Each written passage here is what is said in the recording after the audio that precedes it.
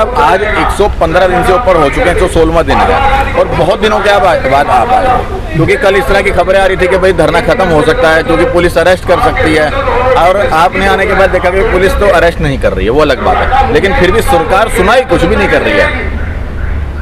देखिए, ये अफवाहें चल रही हैं सोशल मीडिया पे। मैंने आज ही देखा है कि पूर्व सैनिकों का धरना ख़त्म, इस तरह के हेडिंग डाल के सोशल मीडिया पे चल रही है, ये गलत है। और आज जैसा आपने बताया कि मैं काफ़ी दिन के बाद आया हूँ, ऐसा नहीं है, मैं 4 दिन पहले भी आया था, कंटिन्यू आ रहा हूँ मैं बीच बीच में, लेकिन हाँ, कड़वे सवाल वालों से मुलाकात नहीं हुई, आप कहीं एब्सेंट थे। दूसरी बात रही सरकार की सुनवाई की, ये बिल्कुल सत्य है कि सरकार की तरफ से आज तक हमको कोई भी आश्वासन नहीं मिला है, ना उनका कोई प्रतिनिधि हमारे से अभी तक किसी ने बात की है, ये बिल्कुल सत्य है। लेकिन आपने भी सोशल मीडिया पर भी देखा होगा कि जो हमारे ज्ञापन गए हैं उनके ऊपर माननीय रक्षा मंत्री जी के भी कमेंट्स आए हैं कि आपकी विसंगतियों के जो ज्ञापन हैं, मुद्दे हैं, हमको मिल गए हैं और हम उस पर विचार कर रहे हैं, उसमें संशोधन करने की कार्रवाई चल रही है।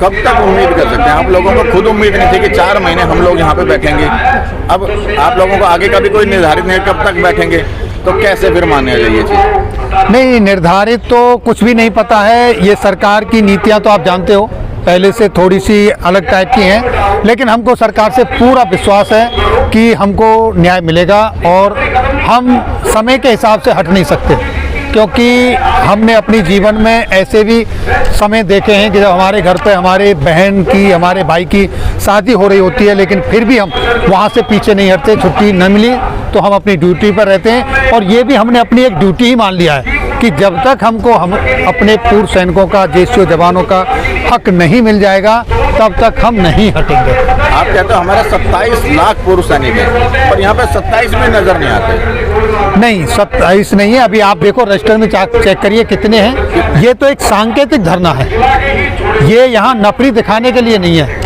और आप 27 लाख की बात कर रहे हैं, हमारे तो 33 लाख है, हम तो 27-28 लाख जवानों की बात करते हैं, टोटल तो उतने पूर्व सैनिक हैं। और उतने सारे पूर्व सैनिक अपने अपने कामों पर लगे हुए हैं, उनको सबको पता है, अपनी जगह पर हैं। जब जरूरत पड़ेगी संख्या बल दिखाने की, वो हम आपको दिखा देंगे। इतिहास गवाह है कि अभी तक कोई भी सांकेतिक धरना, जिस तरीके से आप बता रहे हो सांकेतिक है, किसी भी सांकेतिक धरने ने इतिहास नहीं बदला है।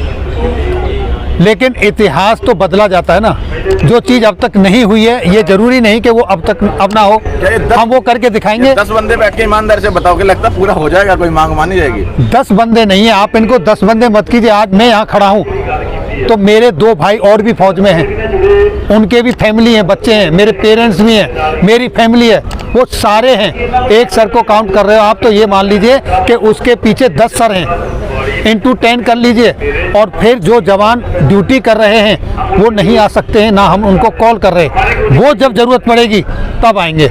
आप इसको उस तरीके से देखिए जैसे समुद्र के अंदर एक आइसबर्ग होता है, उसमें छोटा सा आपको टिप्स दिखता है, लेकिन नीचे बहुत विशालकाय वो होता है बर्फ, जिसमें आपने देखा टाइटैनिक पहाड़ जहाज भी टकराने से टूट गया।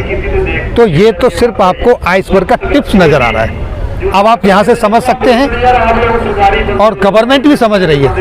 सर, गवर्नमेंट के खिलाफ आप लोग बोलते क्यों नहीं? आपको विसंगतियाँ जो लेनी है, जो डिफरेंट है, मतलब आपकी जो मांग है सरकार से, आप हमेशा अफसरों की ही बुराई करते हैं, ऐसा क्यों? आपकी क्या मजबूरी है? आप कभी अफसरों के लिए बोल?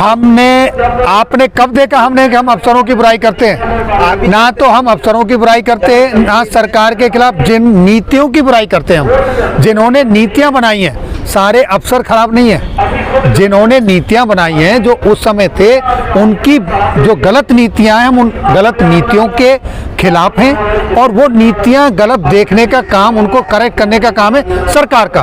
तो इसलिए हम सरकार के खिलाफ यहाँ वो बात कर रहे हैं। कई जंतर मंतर पे पूर्व सैनिक आके ये कह रहे हैं कि 1 महीना तो ठीक चला है धरना, 1 महीने के बाद इसको सरकार ने हाईजैक कर लिया। तो ऐसा कुछ है क्या? हाईजैक कर लिया, लोगों का इंटरेस्ट खत्म हो गया, लोग वीडियो देखना खत्म कर दिए।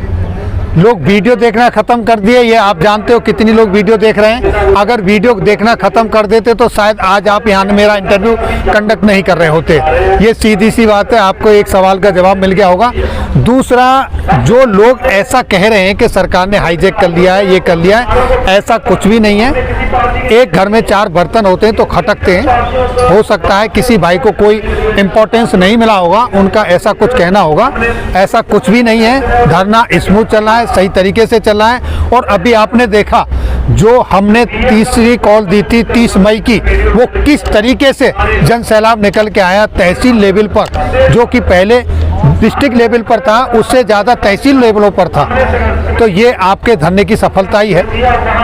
अभी आपने बताया कि क्या नाम है, धरने को खत्म करने की ऐसी कोई बात नहीं, ना कोई सोशल मीडिया के ऊपर इस तरह की बातें चल रही हैं। आपने खुद ये लिखा था अपने सोशल मीडिया के ऊपर कि जो धरना है वो संकट में आ चुका है। किस तरह से संकट में आ गया है? हाँ, ये सही बात है, क्योंकि कुछ लोग आपने देखा होगा, मैं किसी का नाम नहीं लूँगा, हमारे कुछ भाई इधर उधर जा रहे हैं, भटक रहे हैं थोड़े, उनकी वजह से वो आपकी, जैसा कि आप सवाल उठा रहे हो कि कुछ लोग कह रहे हैं सरकार ने हाईजैक कर लिया, ये प्रोपेगेंडा फैलाने की चीज़ है। उस यूट्यूब में आपने देखा होगा कि उसमें मैसेज क्या था, आपने उसको देखा होगा तो पता चला होगा कि उसमें मैसेज क्या था, किस तरीके से धरना आगे बढ़ रहा है, किस तरीके से फेडरेशन काम कर रहा है, किस तरीके से फेडरेशन अपने पूर्व सैनिकों को जिनको कुछ नुकसान हुआ है या किसी की अकाल किसी कारणवश हृदय गति रुकने से मौत हुई, हम उनको जाके मिल रहे हैं, उनके साथ उनको मोटिवेट कर रहे हैं, प्रोत्साहन कर रहे हैं, क्योंकि हम सब एक हैं। वो सारी इन्फॉर्मेशन उसके साथ थी।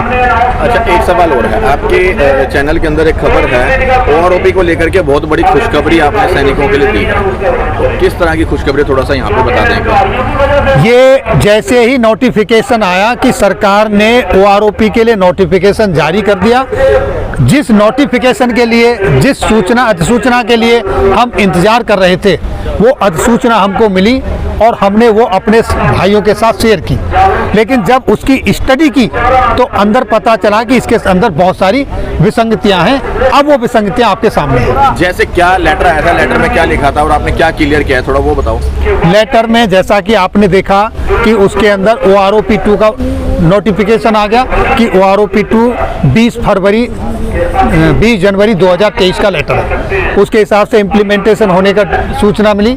लेकिन जब उसमें टेबल चेक की और उसमें निकला कि यहाँ तो जवानों के साथ में बहुत कुछ धोखा हुआ है, उनका तो जो पेंशन है उसमें कोई हाइक ही नहीं हुआ, अभी जो पुराना जवान है नए वाले से ज़्यादा पेंशन ले रहा है, तो वो त्रुटियां निकल के आई, वो आपके सामने उजागर की।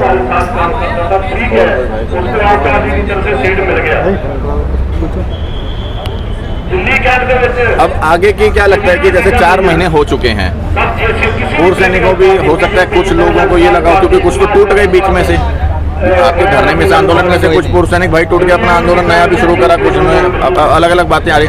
अब आप लोगों का क्या है 4 महीने के बाद, अब आप लोगों का क्या उद्देश्य है? हमारा ये धरना कंटिन्यू रहेगा। जो भाई हमको छोड़ के इधर उधर भटक गए हैं अब वो वापस भी आ रहे हैं, और जैसा आपने खुद कहा कि कुछ टेंट लगाए अब फिर वो बंद हो गए, ये सबूत इसी का है कि वो कहीं ना कहीं एक ही लक्ष्य के लिए लड़ रहे हैं। लेकिन मैंने पहले ही कहा, हो सकता है थोड़ी कुछ महत्वाकांक्षा हो, कोई मतभेद हो सकता है, मनभेद नहीं है। आरोप है, ठगने का आरोप है, मत और मनभेद एक अलग चीज है। यहाँ पे आरोप लगता है कि पैसे इकट्ठे किए इन लोगों ने, यहाँ पे ये आरोप लगाते हैं वो कि ये लोग पैसे इकट्ठे करके भाग रहे हैं। ये देखिए, इस तरह की पब्लिसिटी पाना ये नेगेटिव सोच है, मैं इसके ऊपर कोई कमेंट नहीं देना चाहूँगा, ऐसा कुछ भी नहीं है। और जो भी कुछ है यहाँ सब कुछ ट्रांसपेरेंट है, साफ सुथरा है, और आप भी देख रहे हो कि कई बार इसमें अड़चने आई, लेकिन वो एज ऑन टुडे आपके सामने सर्वाइव कर रहा है। आप ये जानते हो, धरना कंटिन्यू है। अच्छा, इसी तरह से सांकेतिक बंदे बैठ करके अपनी बात रखेंगे, लगता है कि सरकार हिल जाएगी, सरकार आपकी मांगों को मान लेगी। ओआरओपी जो कि आज से नहीं, पता नहीं कब से ही विसंगति चली आ रही है।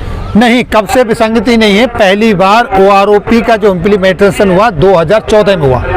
2014 में जो खामियां थी उनके लिए 1 मैन जुडिशरी कमेटी बैठी, उसने अपनी रिपोर्ट दी, लेकिन उस पर सरकार ने कोई एक्शन नहीं लिया।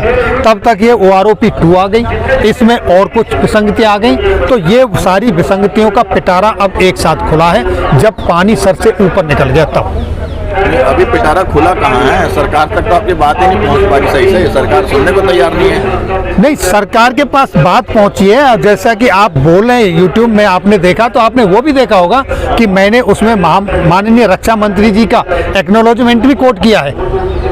तो बात पहुंच गई है माननीय रक्षा मंत्री जी तक, माननीय प्रधानमंत्री तक, महामहिम राष्ट्रपति महोदया तक, सबके पास बातें पहुंच चुकी हैं। आंदोलन की बातें मतलब वहाँ तक पहुँच गई हैं। सब बातें पहुंच चुकी हैं और ये 3 स्टेप आपने देखे, कवर हुए हैं। आपका कहना था पहले कि आपको मीडिया कवर नहीं कर रही, आपने देखा रिपब्लिक भारत पर भी ये न्यूज़ आई, इंडियन एक्सप्रेस में भी आई। अब धीरे धीरे सब आ जाएंगे, आप देखते जाओ, जैसे जैसे स्टेप आगे बढ़ते जाएंगे सब आपके सपोर्ट में आ जाएंगे। आप लगातार सैनिकों के वेलफेयर के लिए खबरें चलाते हैं, आपकी अपनी क्या उम्मीद है कि कब तक सरकार आपकी मांगों को मान लेगी या इसके ऊपर चर्चा करेगी? 2024 के चुनाव आने से पहले 100% हमारी बातें मानी जाएंगी। अगर 1% तब भी नहीं मानी जाती तो क्या कदम उठा सकते हैं आप 1% की तरफ क्यों जा रहे हो? नहीं मानी जाती। हम तो बोलते हैं 0.1% भी उम्मीद है तो हम उसके लिए लड़ते हैं। मैं कहता हूँ 99% बात मान ली जाएगी, अगर 1% नहीं मानी जाती तो क्या कर सकते हैं? तो उसके बाद फिर डिसाइड करेंगे कि क्या करना है। ऐसा हमको लग नहीं रहा कि नहीं मानी जाएगी, वो मानी जाएगी। सर, ऐसा लगता है जंतर मंतर से देश के पूर्व सैनिकों का भरोसा उठ चुका है इस धरने से, आपको क्या लगता है? ये आप किस तरह का सवाल कर रहे हैं? मुझे बड़ी हंसी आती है। पूर्व सैनिकों का विश्वास उठ गया होता तो बार बार मना करने के बावजूद भी, आपके पूर्व सैनिकों को यहाँ से जेल में ले जाए, ठोक देने के बावजूद भी, उठा लेने के बावजूद भी पूर्व सैनिक जंतर मंतर पर बैठा हुआ है।